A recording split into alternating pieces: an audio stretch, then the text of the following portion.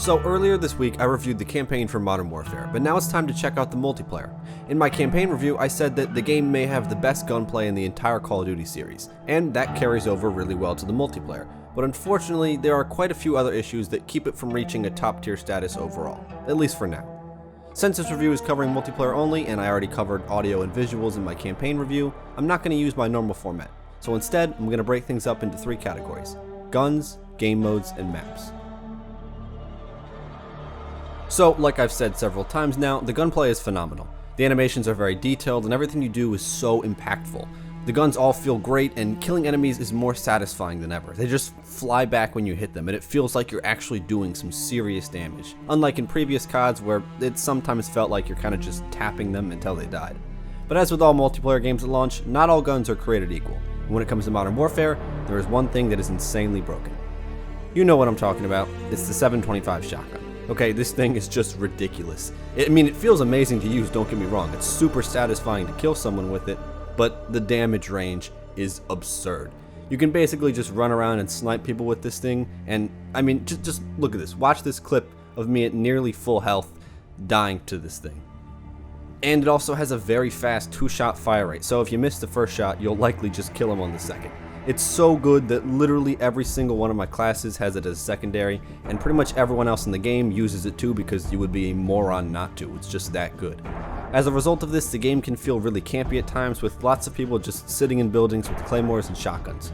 Now, they did release an update that was supposed to nerf the gun, but it didn't. I don't really know what happened. I got on after the update and the gun was still as powerful as ever. It will 100% get nerfed in the future though, so use it while you can.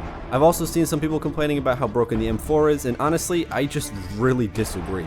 I've seen it so much and I don't understand it. It's marginally better than the other assault rifles, and I personally don't even like to use it.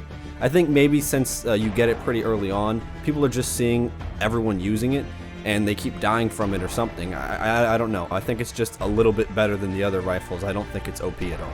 So other than the shotgun, I think everything's actually pretty balanced. There are some guns that just aren't as good as others. That's usually going to happen. You're going to see more tweaks as the game goes on. I know the SMG's just got a slight buff, so it'll go back and forth, but nothing besides the shotgun is outrageously broken. There also is a small issue though with wall banging. Once you learn what you can and can't shoot through, you should be fine, but it certainly feels a bit inconsistent. Overall though, the weapons feel amazing and there's a good variety, but the shotgun needs a nerf. Other than that, I actually think it's pretty well balanced and the guns feel great to use. Now, most of the classic modes like TDM, DOM, Search and Destroy, Headquarters, Hardpoint, Kill Confirmed, and Free For All are all making a return, which is a surprise to absolutely no one. But we also saw the introduction of several new modes, including Gunfight, which may be the best thing added to a Call of Duty game ever. This is by far my favorite part of the game, okay? It's a 2v2 gun battle where everyone gets the same loadout and it changes every 2 rounds. You don't regenerate health, and you have to use tactics and team coordination to win. It's incredibly tense and engaging, and you can play online against another team, which is really fun, or you can start a private match and play against your friends. Now, if you have friends to play with, this is certainly the way to go, because this is some of the most fun I've had in a while. It was such a beautifully toxic environment where we were all screaming and talking shit to each other, and I loved it. Johnny, you fucking suck, dude. Oh my god. Get in there. He's pushing, he's right there, dude. I pulled the trigger. I pulled the trigger, dude. I pulled the fucking trigger, dude. You can even stretch it up to 3v3 and maybe even 4v4, though I'm not 100% sure about that. But again, if you have friends to play with, I cannot recommend this mode enough. Then there's this new realism mode, where the HUD gets turned off and headshots are now a one-hit kill with every gun. This mode was a bit rough to get adjusted to at first because the gameplay's a bit different, but I really enjoyed it once I did. I think it really encourages you to go for peaks because if you have good aim, you can outshoot a lot of people, and this makes it easier to take out campers, and I found myself being a lot more willing to just go for risky shots in this mode. Now there's both a regular and night vision mode, but for some reason the regular version got removed right now, though I would expect it to return. The game also includes a new ground war mode, which is essentially Call of Duty's take on Battlefield. It's a massive 32v32 battle based around capturing points, and yeah, you guys know how this works. It's literally just Battlefield in Call of Duty. Overall, I think it's cool that it's here, and it's pretty fun to play, though there are some annoying map design choices that can make the experience a bit less fun. And unfortunately, that statement can be said for the rest of the game, which I think makes this a good time to transition into my discussion about the maps. The maps are just easily the worst part of the game at the moment. And now it's not that these maps are terrible, but I'd say that about half of them are good, and then the other half are kind of mediocre with a few genuinely bad ones. And it's made worse because there's no option to vote for the next map, which is really annoying as that has always been a thing in past CODs, and I don't know why they took it out. But as far as the maps themselves, I think Hackney Yard and Ramaza are great, and they work well on pretty much every game mode. Gunrunner is also pretty great, though it falls victim to the shotgun being such a dominant force across the middle. Grozny Raid is a little bit more spaced out, but I still think that's good too, and St. Petrograd is decent on certain modes, but for things like headquarters, the points are the easiest things to hold, especially with shotgun and claymores. But after that, the quality really starts to dip. Anaya Palace is just too big for 10v10, which is weird because the map was shown off as a 20v20 map, but then there's no 20v20 mode in the game, so until they add that mode, it just feels way too damn big. Azir Cave is kind of mediocre, and the cave section can be a pain in the ass. Euphrates Bridge has this dumbass, bridge in the middle, and whoever caps it or takes control of it first usually just wins the game because it's so hard to retake. I mean, you can literally spawn camp people from the bridge. And lastly, we have everyone's favorite, Piccadilly. Now, I actually don't hate the design of this map. It's very open, but once you adjust your playstyle a bit, I actually think it's a fine map. But the spawns are completely broken. There are some spawn camping issues on the other maps, but it is just next level on Piccadilly. I mean, look at this. I'm in a chopper gunner watching them spawn, and they keep spawning.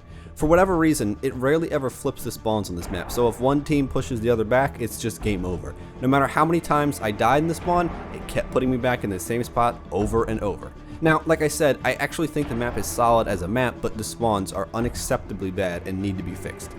Thankfully though, new maps are coming with some classic COD maps returning, and some new ones already out in this most recent update. Shoot House, which was just released, is fantastic and easily one of the best maps in the game. And since it's so good, it really gives me hope that in the future, they will improve the map pool and add some classics back into the game. In terms of the two ground war maps, I'd say that Karst River Valley is good, except for the bullshit hill where you can take a tank and sit or lay prone with the sniper. And then Tovorsk District, which is essentially Battlefield 4 map simulator, as it is very clearly made with the intention of giving people rooftops to snipe off of. I think it's okay as a map, but expect to die from someone 5,000 feet away at least once in the game. And then we get to the gunfight maps, which pretty much all of them are good or great because everything about gunfight is good or great. So overall, in terms of modes, the classics are here. They're still as solid as ever.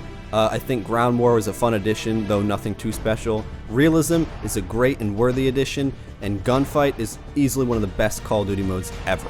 When it comes to maps though, it's unfortunately a mixed bag at launch, but the future does look bright, and I am optimistic that it'll get better. So despite the issues, I like the multiplayer quite a bit, and it certainly offers a lot of different options. Now, the shotgun needs to be nerfed, and they need to keep adding more maps to the game, but I do think the new updates are going to really help. Now, I was initially thinking about going down to a 7.5 because the maps really do bring it down, but upon reevaluating it, I'm going to give it an 8. Despite the issues with the launch maps, there really is a lot that's offered here and a lot that the game gets right. The gunplay is top tier, gunfight is incredible, realism is really fun, and the other multiplayer modes in general are still pretty fun, and the future looks bright. So overall, I think it's just a really solid game. And combined with the campaign, I could easily recommend Call of Duty Modern Warfare as a complete package. There's just a lot here, and it's really worth it. Alright, that's going to do it for this video, guys. Thanks for watching. Check out the campaign review below. Feel free to check out my other reviews. Subscribe if you haven't already, and I'll see you on the next video.